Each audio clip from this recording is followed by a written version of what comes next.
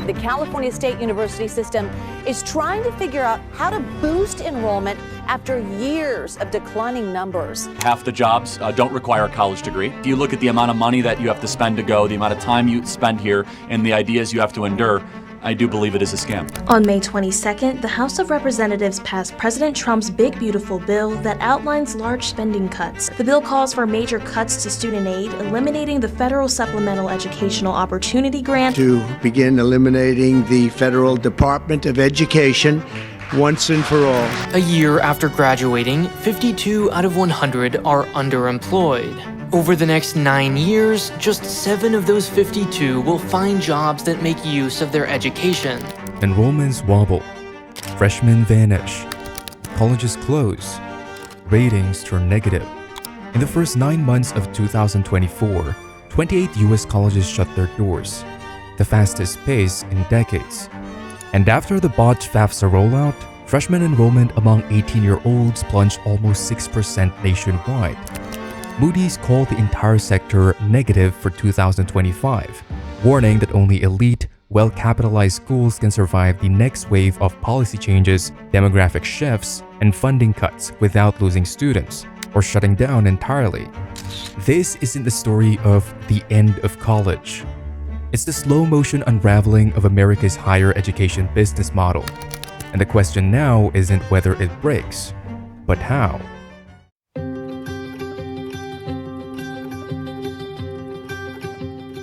On the surface, higher education in America is still a $1 trillion industry. Spring 2025 enrollment reached 18.4 million students, a 3.2% jump from last year. The headlines call it a rebound. But look closer, and the cracks show. That headcount is still almost 1 million students short of spring 2020 levels. The growth isn't coming from traditional 4-year programs. It's coming from 2-year degrees, certificates, and older adults returning to school. 4-year institutions, especially smaller ones, aren't regaining the students they lost during the pandemic. The flagship state schools, R1 research universities, and mega endowment elites have waiting lists, brand power, and diversified revenue streams.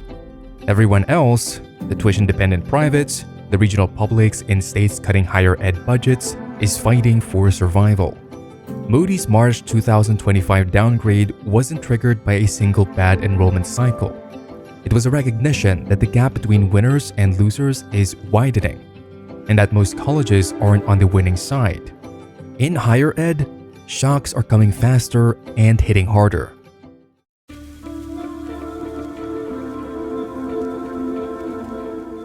Even if demand held steady today, the math would still break.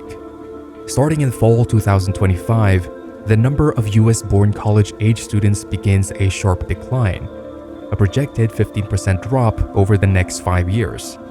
This isn't a surprise. Economists have been tracking the trend since the Great Recession, when birth rates fell sharply and never recovered. The first real shockwaves will hit the Northeast and Midwest, regions already dense with small private colleges competing for the same shrinking pool of students. In these markets, every incoming freshman is a contested asset. One college's gain is another's loss. And the smaller, less resourced schools can't afford many losses. For a tuition-dependent college with high fixed costs, debt service, facilities, payroll, losing even a single freshman class isn't just a bad year. It's a step towards insolvency. And closure data shows it's already happening.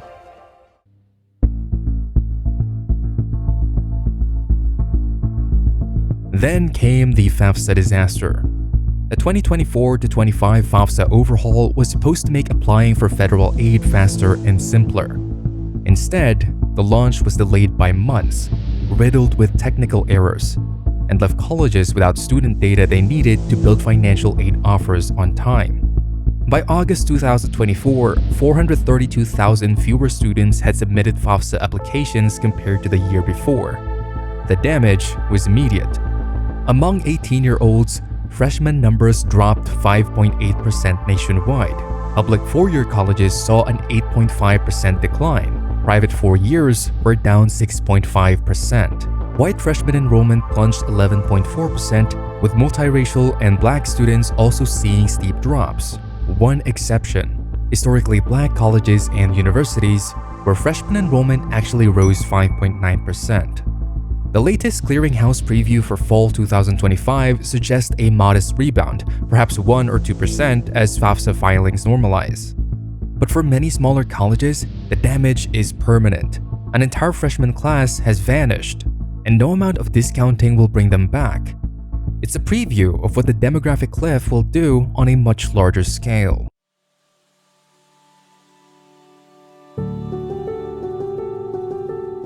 For private colleges, the most aggressive survival tactic has been tuition discounting, offering grants and scholarships that cut the sticker price in half or more. In 2024 to 25, the average discounts for first-time, full-time undergraduates at private nonprofits hit a record 56.3%. Across all undergrads, it was 51.4%, meaning more than half of published tuition is never collected.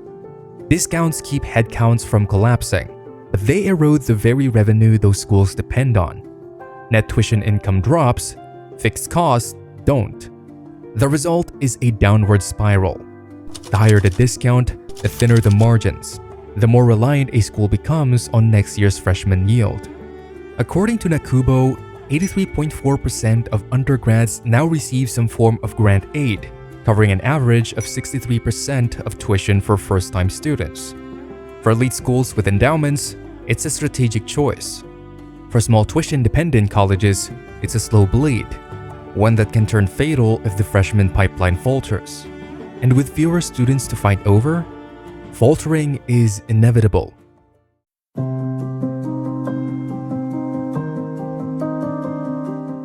Colleges aren't just struggling with fewer students. They're carrying more debt than ever. In the first half of 2025, 99 institutions raised $20.8 billion in public debt, much of it not for new facilities, but just to keep the lights on. Even elite universities with billion-dollar endowments are tapping bond markets as a hedge against policy cuts, inflation, and volatile investment returns. For weaker schools, the terms are punishing. Strong-rated institutions can still borrow cheaply, but those with shaky credit are being quoted interest rates in the double digits, in some cases as high as 25%. Every dollar diverted to debt service is a dollar that can't go to faculty salaries, financial aid, or maintenance. And when tuition revenue is already under pressure from discounting, the math gets dangerous fast. The debt trap isn't theoretical. Albright College, facing $15 million in obligations, had to borrow $25 million from its own endowment at 5% interest just to cover operations. Others are liquidating assets to stay afloat. Gwynedd Mercy University sold 150 acres of campus property for $31.5 million. Southwestern University offloaded land valued at $56,000 for $28 million. Lesley University and American Jewish University have announced multiple property sales, and in some cases, rare art collections have quietly left campus to raise cash. These sales buy time, but at a cost. Once a dorm, lab, or revenue-generating property is gone, so is the income or capacity it provided. For a college already fighting enrollment declines, selling off core assets can accelerate the downward spiral. In the bond market, the warning signs are clear. University-issued municipal bonds are underperforming compared to other public debt, a signal that investors are already pricing in higher risk. If defaults start, access to credit will tighten further, pushing more schools toward asset sales, layoffs, or outright closure. High leverage plus shrinking revenue is a formula that leaves no margin for error, and in higher ed's current environment, errors aren't rare.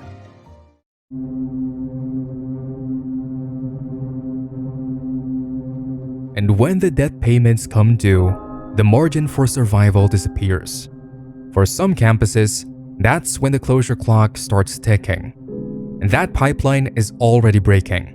The first 9 months of 2024 saw closures at a rate not seen in decades. Birmingham Southern College in Alabama shut down on May 31, 2024 after a last-ditch funding effort collapsed. Cabrini University in Pennsylvania closed in June. Its campus sold to Villanova. Wells College in New York and the College of St. Rose followed. The University of St. Catherine in California joined the list. Since 2020, more than 25 nonprofit colleges have closed, with the pace accelerating since 2023. The common thread: small-scale, heavy tuition dependence and little brand recognition outside their region. Wall Street is paying attention. In March 2025, Moody cited new risks: NIH research grant caps, federal budget cuts, and uncertainty around student aid as key reasons for the downgrade. Even larger schools aren't immune. The University of San Francisco was cut to Ba2 with a negative outlook due to declining enrollments and high debt.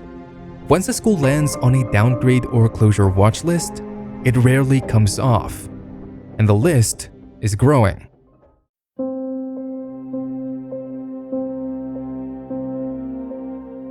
For many US colleges, international students are the lifeline. They often pay full tuition, need less financial aid, and help offset the steep discounts given to domestic students. And that lifeline is fraying. In July 2025, new international student arrivals were down 28.5% compared to July 2024. Year to date, arrivals have fallen 7.7%. The cause isn't just pandemic lag. Policy shifts and visa delays under the Trump administration's reforms have made it harder to get here. Meanwhile, Canada, the UK, and Australia are offering faster processing and better post-graduation work rights. For smaller, tuition-dependent colleges, already losing domestic freshmen, this is a double hit. Fewer US students to recruit, fewer international students to balance the budget. At a small college charging $35,000 a year, losing just 25 international students means nearly $1 million in lost revenue, enough to wipe out the year's surplus. In a sector where margins are razor thin, it's the kind of drop that can push a struggling institution over the edge.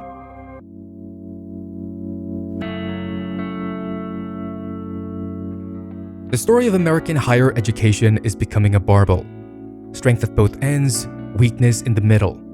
On one side are the winners, large public flagships with strong in-state demand, R1 research universities pulling in billions in grants, and elite privates with endowments so large they can subsidize entire classes.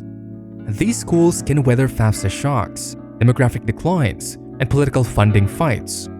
Some even benefit from the shakeout as students shut out of closing colleges look for alternatives.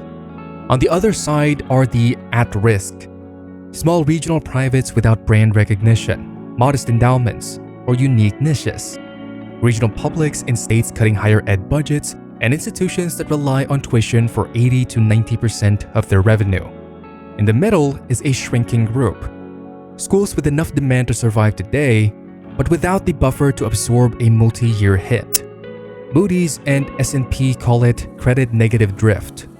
They may not close tomorrow, but each year, the odds tilt further against them. The barbell isn't a snapshot.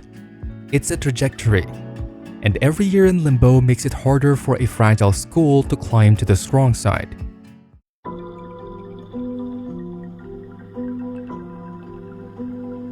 Even for well-managed colleges, the rules can change overnight.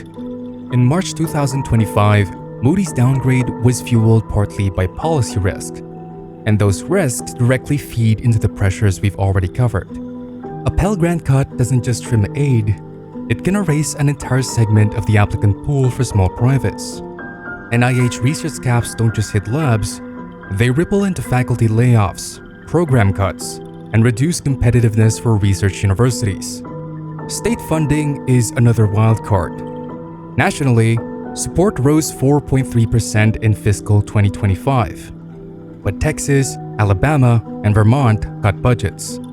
In New Hampshire, per-student funding is under $4,000. In Illinois, it's over $22,000. The gap dictates how much a public university must lean on tuition and how vulnerable it is to enrollment shocks. In a fragile sector, even a small policy change can act as an accelerant, turning a budget strain into an existential crisis.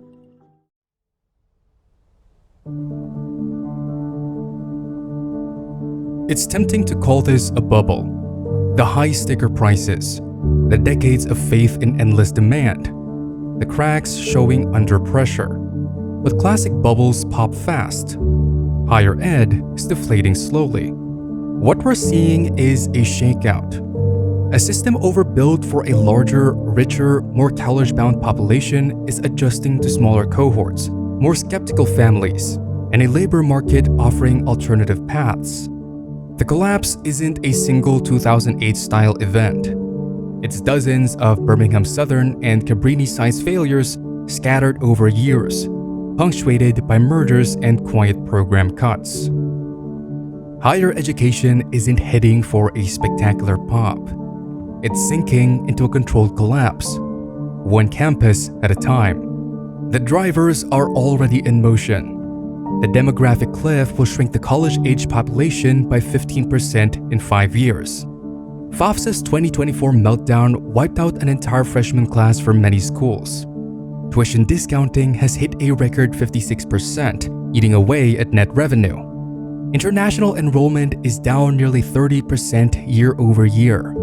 Institutional debt is at record highs, forcing asset sales, draining cash, and tightening the noose on already thin operating margins. And now, federal and state policy risk threaten to pull more revenue out from under the system. The closures we've seen are not outliers. They're the leading edge.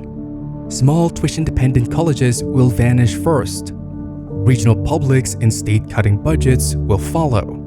Even mid-tier institutions that look stable now will feel the squeeze as the pool of students contracts. The cost of competition rises, and debt service consumes more of what's left. The winners, elite privates, research flagships, and large public systems will grow stronger, absorbing students, faculty, and funding from the schools that fail. The middle will erode. The bottom will disappear. Moody's negative outlook isn't a prediction. It's a recognition that the forces hollowing out higher ed are structural, not cyclical. You can't market your way out of fewer students, declining net tuition, rising leverage, and shrinking public support. The bubble isn't about to burst. It's already deflating. The long fade of an industry adjusting to a future where fewer people at fewer schools will get the kind of college experience Americans once took for granted. This is Bedlam Bear. Subscribe for more hidden stories of power and profit.